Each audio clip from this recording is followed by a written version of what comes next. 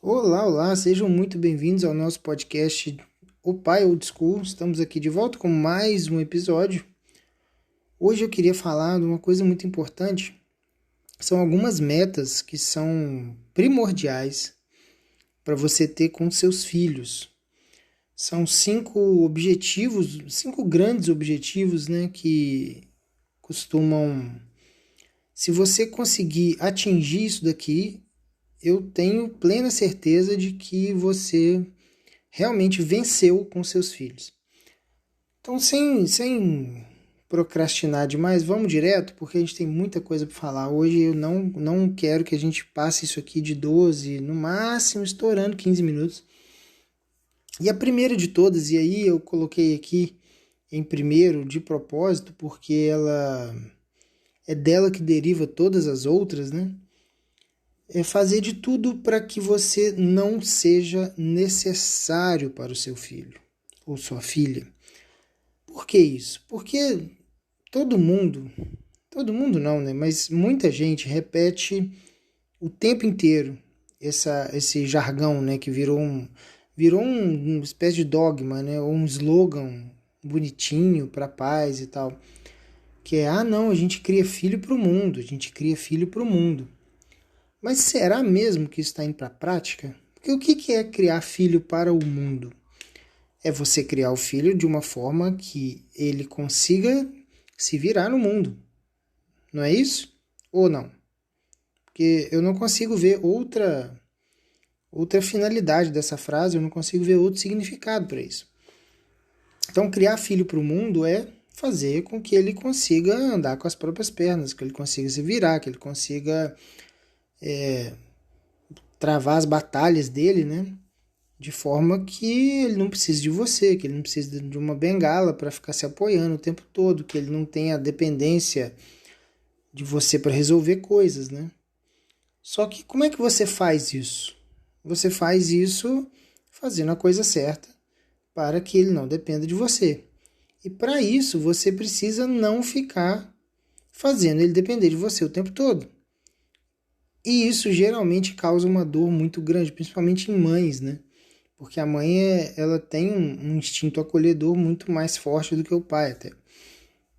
Então, quando você bota na sua cabeça que você vai fazer de tudo para que seu filho não precise de você, que você não seja necessário, e aqui eu não estou dizendo que é para você sumir da vida do seu filho, pelo contrário, vocês devem ter uma relação boa, sim, uma relação talvez até próxima, sim, mas sem a questão da dependência, uma relação de um companheirismo, um carinho, uma proximidade voluntária de ambas as partes ali, sem aquela coisa de que o seu filho precisa de você, que se você se afastar durante um mês, se for viajar, se for, sei lá, para o meio do mato, acampar, o seu filho não consegue sobreviver de forma nenhuma. Né? Precisa do seu dinheiro, precisa do seu não sei o quê, precisa do seu... Enfim, faça de tudo para que seu filho não dependa de você, para que você não seja necessário. Essa é a ideia.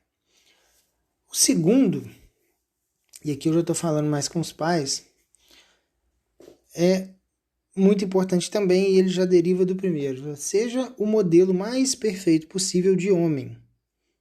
Você precisa... obviamente não dá para ser perfeito, né? Não existe isso.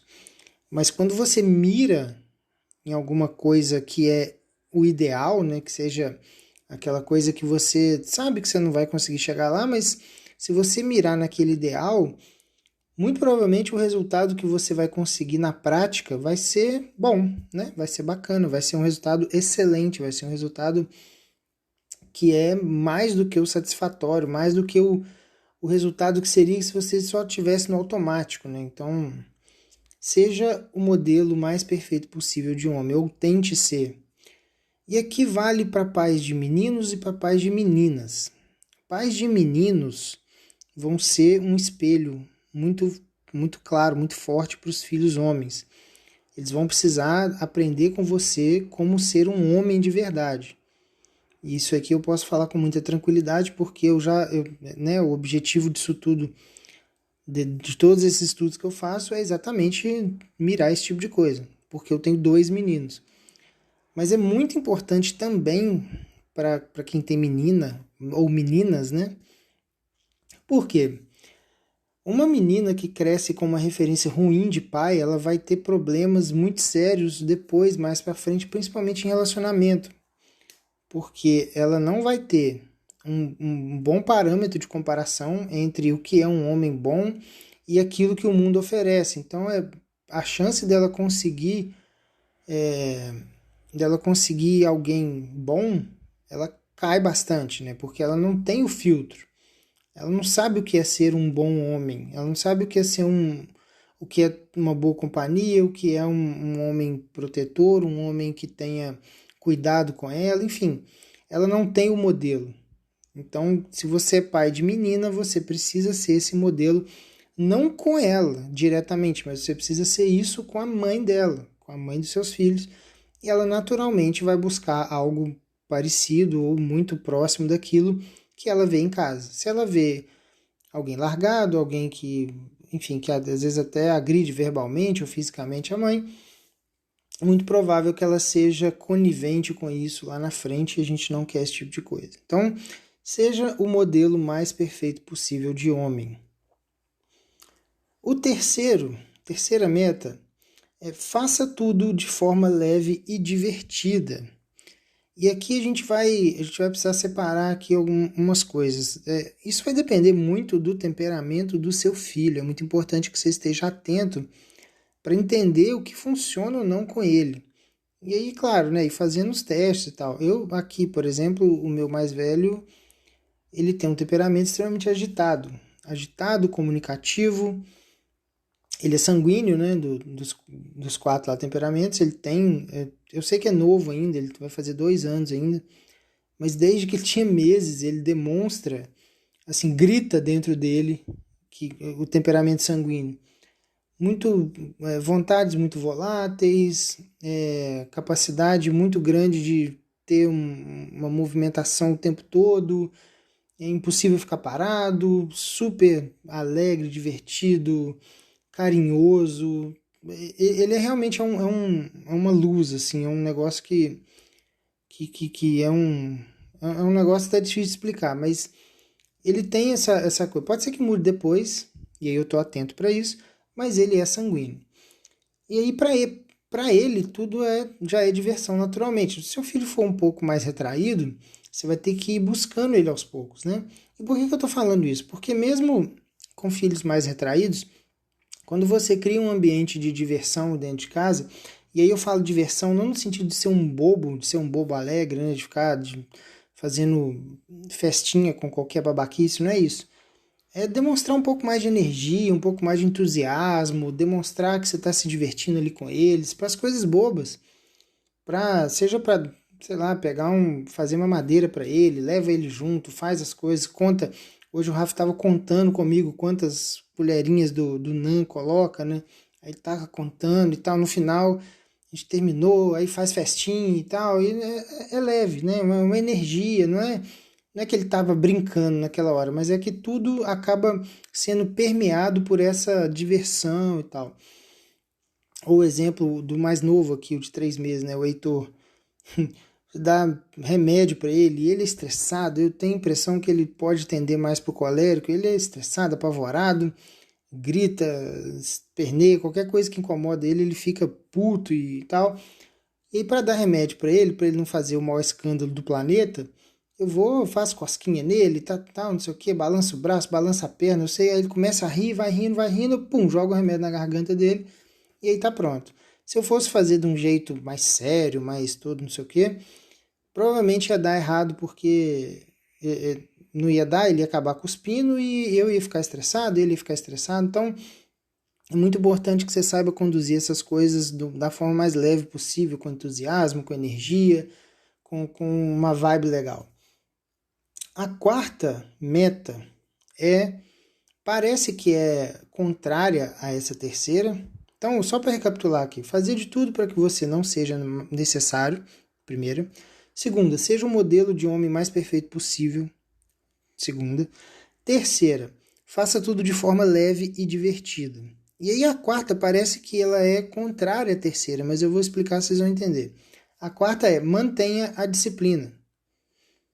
é muito importante que as crianças circulem por um ambiente ordenado por disciplina. E aí a gente vai ter que ter um pouco de fazer umas ressalvas aqui, porque tem uma dificuldade natural da criança de entender regras. Porque o que é uma regra? É uma coisa extremamente abstrata, né? A gente não para pensar nisso, mas imagina a criança de, sei lá, 3, 4, 5, 8 anos. O que é uma regra? Uma regra é uma coisa que vale a todo instante, a todo momento, o tempo todo, em qualquer dia, em qualquer horário. Por exemplo, não enfiar, sei lá, a mão dentro do forno, mesmo com ele desligado e tal. Aquilo vale para aquele momento, vale para amanhã, vale para daqui a uma semana, e a criança não tem essa noção. Quando você fala com ela que não é para fazer, ela entende, beleza e tal, vai fazer outra coisa. Daqui a 2 dias, quando ela voltar ali, ela não vai lembrar que existe uma regra que serve para qualquer momento e que então eu não devo de novo colocar a mão. Ela não sabe disso. Então, precisa ter umas coisas muito bem né, definidas, e isso precisa ser mantido. Agora, o problema disso é que essas regras precisam ser poucas, né? As pessoas acham que manter disciplina com criança é ter um monte de regra e ficar atrás dela, fazendo as regras serem cumpridas o tempo todo. Isso só vai apurrinhar a criança vai ficar puta com você, não vai se sentir livre para circular, não vai ter curiosidade nas coisas, ela vai ficar entediada e vai ser problema. Então, eu vou falar depois no episódio separado sobre regras, mas a quarta meta que você precisa ter é manter a disciplina. E aí, com a ressalva, poucas regras e aquelas estritamente necessárias para proteger a criança e o ambiente onde ela está. Ela não pode se machucar, ela não pode machucar outras pessoas e ela não pode danificar o ambiente. Qualquer coisa que não seja isso, está liberado. Beleza? Beleza? Então, a última é: deixe que os seus filhos sintam as consequências dos seus atos. Isso aqui é muito importante. Porque o que mais acontece são filhos, até não só da geração atual, geração mais nova, mas da minha geração, que tiveram pais que ralaram muito, batalharam, não sei o que, e conseguiram vencer na vida e tal, e aí cometem o erro de querer dar tudo do bom e do melhor. Quem nunca ouviu isso, né? Eu te dou tudo do bom e do melhor, você só precisa fazer pam, pam, pam. Aí varia de cada família, mas no geral é estudo, né? Fala, te dou tudo do bom e do melhor, você só precisa estudar, só precisa tirar nota. É uma coisa que a minha geração ouviu demais. A próxima geração eu não sei o que está ouvindo, mas com certeza está recebendo tudo do bom e do melhor, mais ainda que a nossa, e no futuro provavelmente vai ser pior. Então, eles precisam entender que as ações deles têm consequências. Eles precisam colher as coisas boas dos atos bons e eles precisam sofrer com as escolhas ruins dos atos ruins deles. Sabe por quê? Eles não podem chegar num ponto em que eles acham que pode fazer qualquer porcaria na vida e que tá tudo certo. Porque essa é a mensagem que você está dando. Quando você não deixa que eles sintam as consequências dos próprios atos, o que você está falando é assim: filho, pode fazer o que você quiser, que tá de boa. Se der merda o papai ou a mamãe, a gente resolve para você. Só que lá fora, no mundo real, não é assim, né? E aí a gente volta lá na primeira dica, na primeira meta, que é o quê? Fazer com que você não seja necessário. Se essa quinta não tiver muito bem definido, se isso não for executado, a primeira não vai acontecer nunca. Então eu queria que vocês pensassem nisso com calma. E depois eu vou fazer mais episódios assim, se vocês gostarem. Eu espero que vocês gostem. E por enquanto é isso. Eu preciso deixar um recado final. Me segue lá no Instagram se você achou isso aqui pelo Spotify. Muito obrigado e até a próxima.